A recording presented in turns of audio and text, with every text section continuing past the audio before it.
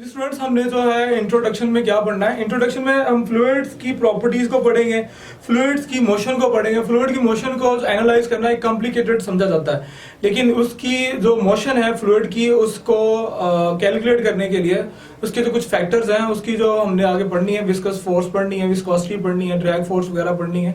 तो ये few assumptions बनाई गई हैं जो कि इस चैप्टर के अंदर हम कवर करेंगे। इस चैप्टर के जो मेजर पॉइंट्स हैं, जो दो मेजर टॉपिक्स हैं, वो हमारे पास है एक इक्वेशन ऑफ कंटिन्यूटी, दूसरी हमारे पास बर्नौलीज इक्वेशन है। ये दोनों इक्वेशन जो है, ये दोनों टॉपिक्स जो हैं, ये हमारे पूरे फ्लूइड डायनामिक्स की एक जान समझे जाते हैं। इन दोनों टॉपिक्स के अंदर जो है हम जो अजम्पशंस लेते हैं वो हम दो लॉज को जो है हम फॉलो करते हुए इन दो टॉपिक्स को जो है हमने मेजरली इसमें काउंटर करना है। पहला जो हमारा टॉपिक इक्वेशन ऑफ कंटिन्यूटी जो है वो फॉलो करता है law of conservation of mass को।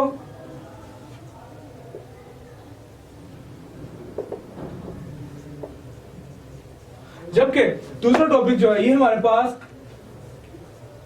फुलफिल करता है लॉ ऑफ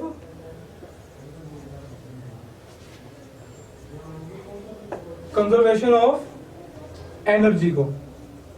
जी, हमारी जो फर्स्ट टॉपिक है जो मैंने लिखा हुआ, जो इस जो पूरा चैप्टर है, इस पूरे चैप्टर में जो हमने दो मेजर टॉपिक्स जो हैं, मेजर टॉपिक्स वो ये है इक्वेशन ऑफ कंटिन्यूटी जो कि law of conservation of mass को फॉलो करती है, जबकि दूसरी हमारे पास जो है वो बर्नौलीज इक्वेशन है और इसकी एप्लीकेशन हमने पढ़ना है आगे आगे। बर्नौलीज इक्वेशन की वो जो है फुलफिल करती है law of conservation of energy को।